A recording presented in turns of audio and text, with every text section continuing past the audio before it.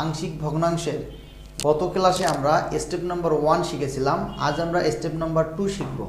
তো step number 2তে হচ্ছে প্রায় স্টেপ নাম্বার 1 এর সেম। আমরা একটু স্টেপ নাম্বার 2তে লিখে নেই। স্টেপ 2 স্টেপ 2তে সত্য আছে 3টি। 1 নম্বর সত্য, আমরা যে ভগ্নাংশটিকে আংশিক ভগ্নাংশ করব সেই ভগ্নাংশটি প্রকৃত হতে হবে। 2 নম্বর সত্য, ভগ্নাংশটির হরের চলকের ঘাত 1 হতে হবে। 3 নম্বর সত্য, ভগ্নাংশটির হরের চলকের পুনরাবৃত্তি হবে। অর্থাৎ তাহলে আমরা গত ক্লাসে স্টেপ নম্বর 1 শিখেছিলাম। আজ আমরা আংশিক ভগ্নাংশের স্টেপ নম্বর 2 শিখবো ইনশাল্লাহ। আংশিক ভগ্নাংশের স্টেপ 2তে আছে 3টি সত্য। আমি বলেছিলাম এই আংশিক ভগ্নাংশের স্টেপ হবে 5টা, অর্থাৎ 5 ধরনের বীজগণিতিক ভগ্নাংশগুলোকে আমরা আংশিকে রূপান্তর করা শিখবো। তার মধ্যে এই ক্লাসে আমরা স্টেপ নম্বর 2 শিখব এবং প্রতিটি স্টেপে 3টি করে সত্য। মজার বিষয় হচ্ছে এই প্রতি 5টি স্টেপে কোনো না কোনো স্টেপের সাথে পুরোটাই প্রায় মিল আছে, একটু আলাদা। যেমন 1 নম্বর আমরা স্টেপে বলেছিলাম আংশিক ওই ভগ্নাংশটিকে, যে ভগ্নাংশটিকে আংশিক করব সেই ভগ্নাংশটি প্রকৃত হতে হবে। 2 নম্বর, ভগ্নাংশটির হরের চলকের ঘাত 1 হতে হবে। অর্থাৎ আমাদের এই আংশিক ভগ্নাংশের 1 নম্বর স্টেপ যারা ক্লাসটা করেছে তাদের বুঝতে সুবিধা হবে যে স্টেপ নম্বর 1 এর যে 2টি সত্য স্টেপ নম্বর 2তে সেম সত্য আছে, শুধুমাত্র একটা জায়গায় পরিবর্তন হয়েছে। সেই জায়গাটা হয়েছে আমাদের স্টেপ নম্বর 1-এ বলা ছিল ভগ্নাংশটি হরের চলকের পুনরাবৃত্তি হবে না, কিন্তু স্টেপ নম্বর 2তে এসে আমরা দেখছি সত্য হচ্ছে হবে। অর্থাৎ বোঝাতে চাচ্ছি যে বীজগণিতিক ভগ্নাংশগুলোর হরের পুনরাবৃত্তি হয় না সেটা হলো 1 নম্বর টাইপ, আর যাদের হরের চলকের বা রাশির পুনরাবৃত্তি হয় সেটা হচ্ছে 2 নম্বর টাইপ। তো এই স্টেপ নম্বর 2 এর আলোকে আমরা একটা উদাহরণ সেট করি। যেমন উদাহরণ যদি ধরে নেই 3x ভাগ x plus 1 x plus 2 whole square, এটা হচ্ছে আমাদের একটা উদাহরণ। আচ্ছা, একটু আমরা দেখব এই উদাহরণের সাথে আমাদের এই স্টেপ নম্বর 2 এর 3টে সত্য মেলে কিনা। ফার্স্ট অফ অল সত্য বলা আছে ভগ্নাংশটি প্রকৃত হতে হবে।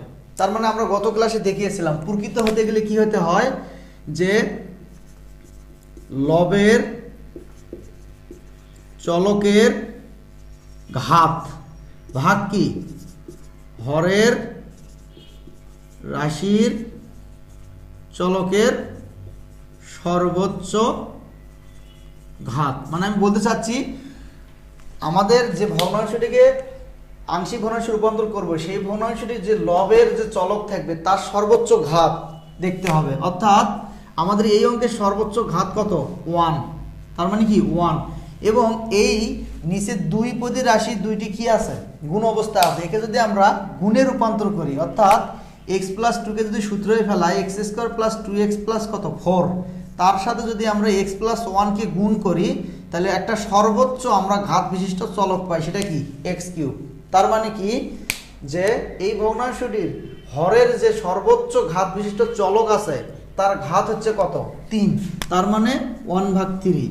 অর্থাৎ আমরা যে উদাহরণ নিয়েছি এই ভগ্নাংশটি প্রকৃত ভগ্নাংশ।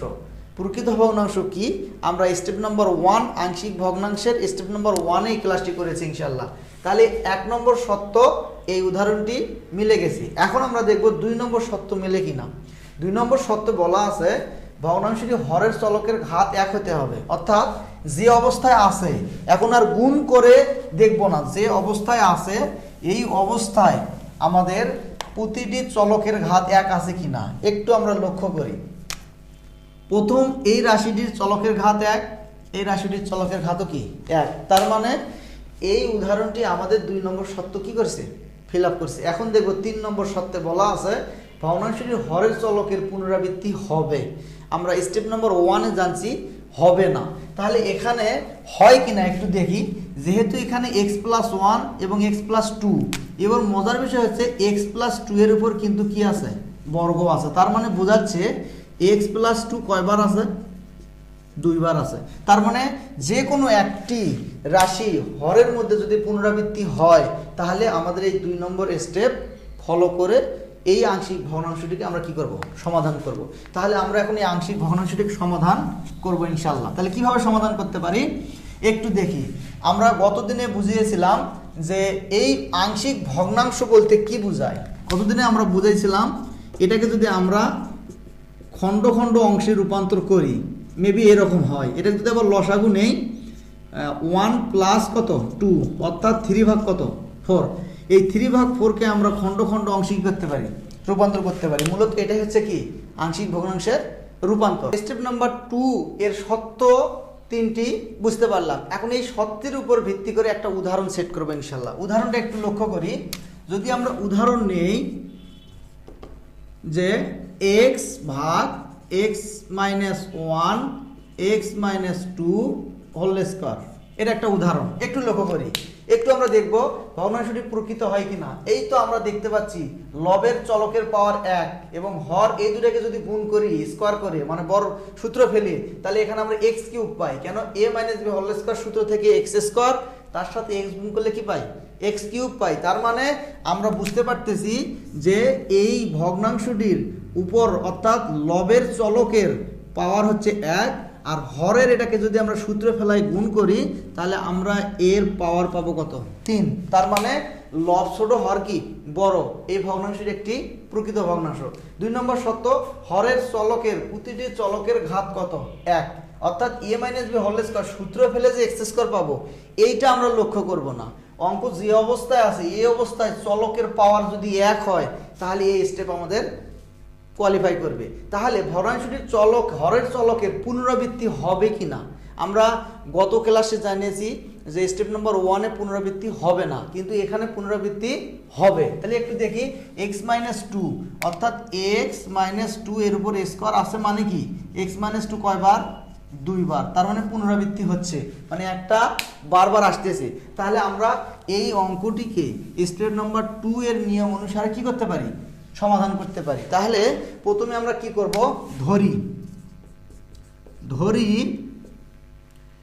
x অর্থাৎ x ভাগ x-1 x-2 হোল স্কয়ার সমান a ভাগ x-1 প্লাস b ভাগ x-2 প্লাস c ভাগ x-2 তার উপর কি স্কয়ার। মূল বিষয়টি হচ্ছে যখন স্টেপ নাম্বার 2 এর সাথে অর্থাৎ এই 3টি শর্ত যখন ফিল আপ করবে কোনো একটি বীজগাণিতিক ভগ্নাংশ, তখন আমরা এই ভগ্নাংশটিকে এইরকম খণ্ড খণ্ড আকারে লিখতে পারি। মজার বিষয় হলো তাহলে আগেরটার সাথে এখানে পার্থক্যটা কি, পার্থক্য হচ্ছে ভগ্নাংশটির হরের পুনরাবৃত্তি আগেরটা হয়নি জন্যে আমরা b পর্যন্ত নিয়েছিলাম, কিন্তু এখানে আসি পুনরাবৃত্তি হচ্ছে জন্যে আমরা যেটা পুনরাবৃত্তি হচ্ছে অর্থাৎ x-2 এর উপর এসে স্কয়ার। তার মানে এখানে একটু দেখো যে x-2 এখানে কয়বার আছে 2 বার, x-2 কয়বার আছে 2 বার, অর্থাৎ x-2 হোল স্কয়ারের মধ্যে শুধু x-2 এর জন্য একবার a নিছি লব, আবার এই পুরোটার মধ্যে তো আরো একবার আছে x-2 তার জন্য লিখি কত c একবার নিছি লব। অর্থাৎ মূল বিষয় হচ্ছে আমরা যে খণ্ড খণ্ড অংশে রূপান্তর করলাম এই জন্য লিখেছি ধরি a b c 3টি অজানা চলক নিলাম। স্টেপ নাম্বার 1 অনুযায়ী এই ভগ্নাংশটিকে আমরা এইভাবে আংশিক ভগ্নাংশে রূপান্তর করতে পারি। তাহলে আমরা এখানে কি লিখতে পারি, এটা হচ্ছে 1 নং সমীকরণ। গত ক্লাসে আমরা যেভাবে সমাধান করছি সেম স্টাইলে এইটার আমরা সমাধান করব। অবশ্যই আমরা যারা ক্লাসটি করেছি তাদের মনে আছে যে এই রকম সমীকরণ 1 নম্বর বের করার পর বাকি সমস্ত টাইপের অঙ্কগুলো অর্থাৎ স্টেপের অঙ্কগুলো কি সেম। কিভাবে, গত ক্লাসে বলছিলাম যে 1 নং সমীকরণের পুরো সমীকরণটিকে ভাগ করতে হবে, গুণ করতে হবে আমাদের এই যে ভগ্নাংশটি আছে বীজগাণিতিক তার যে হরের যতটুকু থাকবে পুরোটা দিয়ে কি করব, গুণ করব। তাহলে আমরা গুণ করে নেই। তাহলে কি লিখতে পারি x-1 x-2 হোল স্কোয়ার উভয় সমীকরণ 1 এর উভয় পাশে এত, বা আমরা যদি এটা শর্টকাট লিখি এইভাবে, তাহলে আমরা কি লিখতে পারি, সমীকরণ 1 এর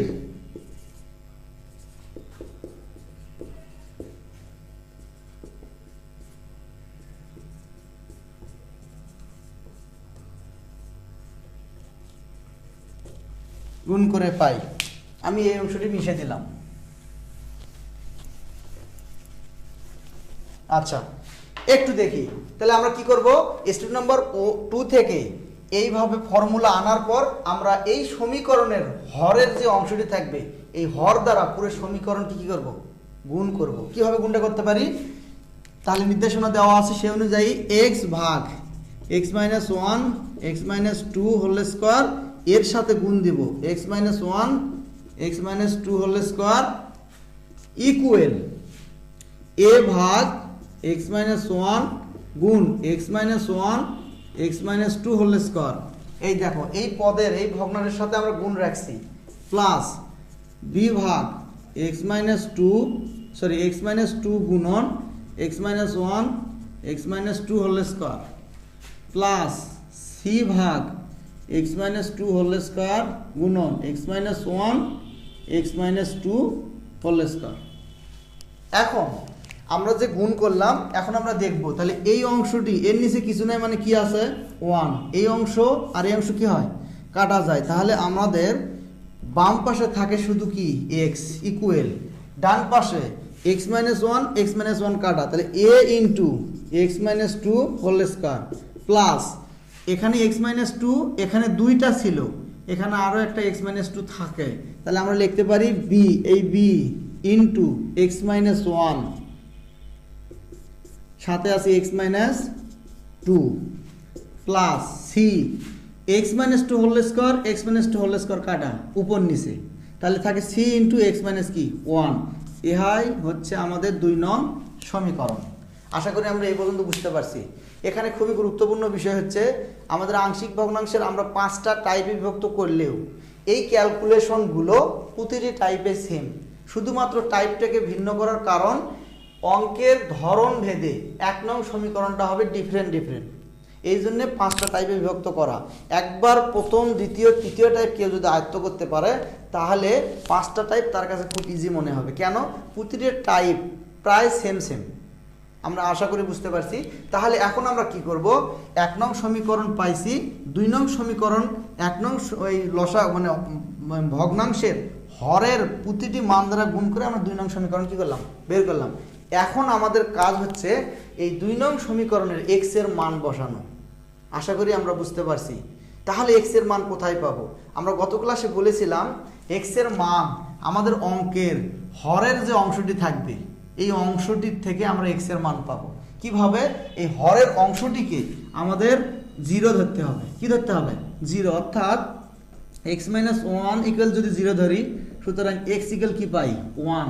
আবার যদি x minus 2 whole square equal 0 ধরি, তাহলে x মাইনাস 2 ইকুয়াল কত 0, স্কোয়ারটা রুট হয়ে গেলে 0 সাথে 0, আবার x ইকুয়াল কত পাই 2। তার মানে আমরা x এর মান যে 2 নম্বর সমীকরণে বসাবো এই মানটা পাবো মূল অঙ্কের হরের যে মান থাকবে তাকে 0 বিবেচনা করে। কি বিবেচনা করে, 0 বিবেচনা করে। 0 বিবেচনা করে আমরা মান পেয়েছি x এর মান 1 এবং x এর মান কি 2। এই কাজটাই আমরা এখানে করব। কিভাবে, এখন আমরা লিখব x এর মান মানে x সমান 1 সমী 2a বসিয়ে পাই। আচ্ছা, একটু লক্ষ্য করি কিভাবে আমরা বসাতে পারি সমীকরণ 2 এ। তাহলে আমরা একটু এই জিনিসটা মিশে দিলাম, এখানে একটু মানটা বসাই, একটু লক্ষ্য করি। তাহলে এটা হচ্ছে সমীকরণ কি 2। এই সমীকরণ 2 x এর মান বসালে বাম পাশে কি আছে আমাদের, শুধু x আছে। x এর পরিবর্তে যদি মান বসাই 1 ইকুয়াল, একটু লক্ষ্য করি a into first bracket x এর পরিবর্তে মান কত বসাতে চাইছি 1, তাহলে কি হবে 1 মাইনাস 2, তার উপর কি আছে স্কোয়ার, এই প্লাসটা প্লাস। এখন b, এখানে মজার বিষয় হচ্ছে এই জায়গায় যদি দেখো বি একটা এক্স মাইনাস ওয়ান একটা এক্স মাইনাস টু, যদি এই মানে পদে আমরা এক্স এর মান ওয়ান বসাই, এখানে আমাদের এক্স মাইনাস কি আছে ওয়ান আছে, তার মানে এক্স এর মান ওয়ান মাইনাস ওয়ান ইকুয়াল কি জিরো হয় না? তার মানে এই পদটা যদি জিরো হয়, এর সাথে আর এই বির সাথে এই তিনটার গুণ থাকায় তাহলে B into zero into X minus two হয় কি না? তাহলে আমাদের এই পুরো পদটাই কি হয়ে যায়? শূন্য হয়ে যায়। ইভেন আমাদের এই পদটিও শূন্য হয়ে যায়। কিভাবে একটু দেখো, এক্স এর মান যদি ওয়ান বসাই, কি বসাই? ওয়ান। কিভাবে? এক্স মাইনাস ওয়ান, তার মানে ওয়ান মাইনাস ওয়ান, তার মানে কি হয়? জিরো। জিরোর সাথে সি এর গুণ করলে এই পুরো পদটি কি হয়ে যায়? জিরো হয়ে যায়। তাহলে আমাদের শুধু থাকে এই অংশটি, অর্থাৎ আমরা লিখতে পারি যে ওয়ান ইকুয়াল যদি এ গুণ অথবা first bracket one minus two, মানে কি দুইয়ের থেকে এক বাদ দেব, একের সামনে প্লাস দুইয়ের সামনে কি মাইনাস, তার মানে মাইনাস ওয়ান, তার উপর কি স্কোয়ার, মাইনাসের উপর স্কোয়ার মানে কি শুধু ওয়ান। কেন? আমরা মাইনাসের উপর পাওয়ার জোরের বেসিক এবং বিজোরের বেসিক থেকে জানি যে এখানে মাইনাস আছে কয়টা? দুইটা। তাহলে মাইনাস ইন্টু মাইনাস মানে কি প্লাস, মাইনাস ইন্টু মাইনাস মানে কি প্লাস, তাহলে প্লাস আর ওয়ানের উপর স্কোয়ার মানে কি ওয়ান, তার সাথে এর গুণ করলে কি হয়? এই হয়। তার মানে আমরা লিখতে পারি ওয়ান ইকুয়াল কি এ। সুতরাং এর মান কত? ওয়ান। আমরা এক্স এর মান ওয়ান বসাইয়ে এর মান বের করলাম, এবং এই এক্স এর মানটা আমরা ভগ্নাংশের হরের যে অংশ ছিল সেখানে শূন্য মনে মনে ধরে এক্স এর মান বের করছি। সে অনুরূপভাবে এক্স এর মান 2, এখন আমরা সমীকরণ কোথায় বসাবো? এক্স এর মান 2 বসাবো কোথায়? সমীকরণ 2-এ। এক্স এর মান সমীকরণ 2-এ বসাবো। তাহলে কি বসাবো? এখানে আমরা আবার লিখব সমীকরণ মানে x সমান 2, x সমান 2 সমী 2-এ বসিয়ে পাই। এই মানটা আমরা যদি এখানে একটু বসাই, যেমন এইটা হচ্ছে সমীকরণ 2, এটা হচ্ছে আমাদের কি সমীকরণ কি 2। এই সমীকরণ 2-এ আমরা x এর মান 2 বসাবো। কত? 2। তাহলে বাম পাশে ছিল x, কি ছিল? x, তার মানে 2 ইকুয়াল ডান পাশে একটু লক্ষ্য করো, আগের বার যেমন 1 বসাই b কে 0 পাইছি, আবার 2 বসাই যখন a কে 0 পাইছি, তাহলে সেই অনুযায়ী যদি এখানে x এর মান 2 বসাই, এখানে আছে x মাইনাস 2, তারপর স্কোয়ার, স্কোয়ার থাক, কিন্তু ভিতরে যদি x এর মান 2 বসাই তাহলে 2 মাইনাস 2 মানে 0, 0-এর উপর স্কোয়ার করলে কি হয়? 0, 0-এর সাথে a এর গুণ করলে কি হয়? 0-ই হয়। তার মানে এই পদটা আমাদের কি হয়ে যাচ্ছে? 0 হয়ে যাচ্ছে এই পদটা। আবার এই জায়গায় যদি x এর মান 2 বসাই, একটু লক্ষ্য করি যে b, এখানে আমরা এই পদটির মান 0 প্লাস এই পদটির মান b ইন্টু x এর মান 2 বসালে 2 মাইনাস 1 মানে কত? 1, তার মানে 1 ইন্টু এখানে একটু দেখি 2 মাইনাস 2 মানে কি 0, তার মানে এখানে যদি 0 দেই তাহলে এই পুরো পদটি কি হয়ে যায়? 0 হয়ে যায়। কি হয়ে যায়? 0 হয়ে যায়। তার মানে আমরা লিখতে পারি 0 প্লাস 0 প্লাস, এখন c এই পদটি c ইন্টু এক্স মাইনাস 1, এখানে যদি x এর মান 2 বসাই তাহলে c ইন্টু 2 মাইনাস 1, তার মানে c গুণন কি 1, শুধু কি থাকে? c, শুধু কি থাকে? c। তাহলে আমরা সুতরাং লিখতে পারি c সমান কত? 2। c সমান 2। আমরা এর মান পাইছি 1, c এর মান পাইছি 2। এখন আমাদের লাগবে কার মান? এই 2 নং সমীকরণে x এর 1 এবং 2 বসাইয়ে a এবং c এর মান পাইছি। এখন আমাদের লাগবে কার মান? b এর মান। এখন তো আমাদের আর x এর কোনো মান নাই, এই ক্ষেত্রে আমরা b এর মানটা কিভাবে বের করব? মজার বিষয় হচ্ছে আমাদের যে 2 নং সমীকরণটি আছে, এই 2 নং সমীকরণে কিন্তু একটু দেখো গুণ অবস্থায় আছে। কিভাবে? যদি আমরা একটু লক্ষ্য করি, 2 নং সমীকরণটির বাম পাশে আছে x ইকুয়াল, এটাকে যদি সূত্রের মধ্যে ফেলাই a into a square minus 2ab, অর্থাৎ x মাইনাস 2 হোল স্কোয়ার সূত্রে ফেলাইলে হয় 4x প্লাস 4 প্লাস এই যে b ইন্টু দুই পদী রাশিকে যদি গুণ করি x square minus 2x minus x plus 2 plus c into x minus কি 1। একটু লক্ষ্য করি আমরা 2 নং সমীকরণটির a minus b whole square আছে, x মাইনাস 1 x মাইনাস 2 গুণ অবস্থায় আছে, এটাকে গুণ করে দিছি, এটাকে সূত্রে ফেলাইছি। একটু লক্ষ্য করি যে এই যে a এই তিনটি পদের সাথে গুণ আছে, b এই 4টি পদের সাথেই ধরো গুণ আছে। আমাদের লাগবে যে যদি বলি x equal ax² minus 4xa plus 4a plus bx² minus 2bx minus x b plus 2 plus cx minus কি 1। আসলে আমি যেটা বলতে চাচ্ছি, আমরা a এবং c এর মান পাইছি, এখন আমাদের লাগবে কার মান? b এর মান। এই b এর মানটা বের করতে গেলে 2 নং সমীকরণের যে অংশটি গুণ ছিল তাকে আমরা গুণটে করে নিছি, মানে আলাদা আলাদা পদ করে নিছি। কেন করে নিছি? যদি এটাকে যদি আমরা 3 নং সমীকরণ দিই, কয় নং? 3 নং। যেহেতু আমরা এই 2 নং সমীকরণ থেকে 3 নং সমীকরণ বের করেছি, কারণ কি আমরা b এর মান বের করব। তাহলে একটু লক্ষ্য করো, যেহেতু a এবং c এর মান পাইছি, এখন যদি এই সমীকরণটির x² এর সহগ উভয় পাশে সমীকৃত করি, মানে সমান করি, বাম পাশের সহগ সমীকৃত, ডান পাশেরও সহগ সমীকৃত, কার? x² এর। কেন? x² এর সাথে b আছে। কি আছে? একটু লক্ষ্য করি, x² এর সাথে কি আছে? b আছে। কেন আমাদের x² এর সহগে কেন সমীকৃত করতে হবে? অন্য কোনো সহগত সমীকৃত করা যেতে পারে, কিন্তু আমাদের শুধু মান লাগবে b এর মান। b আছে x² এর সহগ হিসেবে, তাহলে আমরা লিখব সমীকরণ 3a b x² এর সহগ সমীকৃত করে পাই। সমীকরণ 3 আমরা এইদিকে সাইডে লিখে রাখলাম, এর মান পাইছি 1, c এর মান পাইছি 2। এখন আমরা বের করব কার মান? b এর মান। এই জন্যে 2 নং সমীকরণ থেকে আমরা 3 নং সমীকরণটা বের করলাম। কোনটা 3 নং সমীকরণ? এই অংশটা। এখন মজার বিষয় হলো, এই 3 নং সমীকরণের বাম পাশে কোনো x² নাই। তাহলে আমরা অঙ্কের নিয়মে এই জিনিসটা জানি, কোনো একটা নির্দিষ্ট পদ যদি তৈরি করতে চাই, তাহলে x² এর সাথে সহগ দিছি কত? 0। যেহেতু আমরা x² কে কি করতে চাচ্ছি?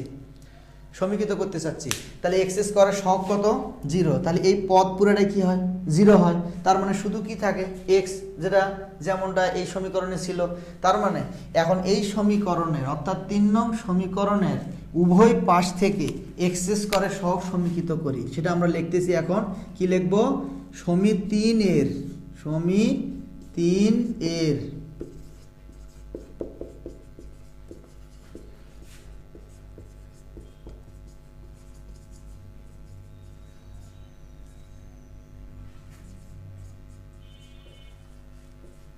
সমীকৃত করি, অর্থাৎ সমীকরণ 3 এর উভয় পাশে x² এর সহগ সমীকৃত করি। তাহলে আমরা এখন খুঁজব এই 3 নং সমীকরণের x² কোথায় কোথায় আসে। যেমন ব্লক করে দেই, এই পদটি একটি x², এই পদটি একটি x², এই পদটি একটি কি? x²।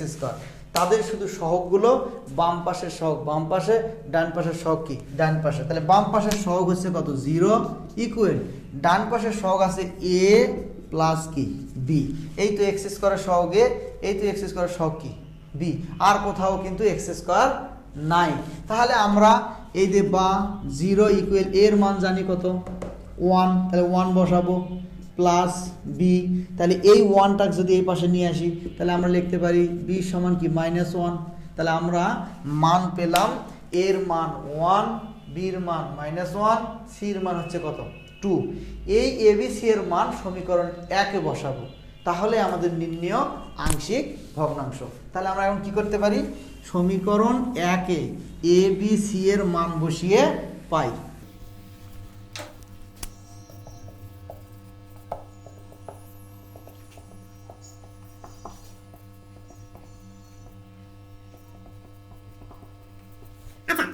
আমরা যে এ বি সি এর মান বের করছি, এই মানটা সমীকরণ 1 এ বসাবো। কিভাবে বসাবো?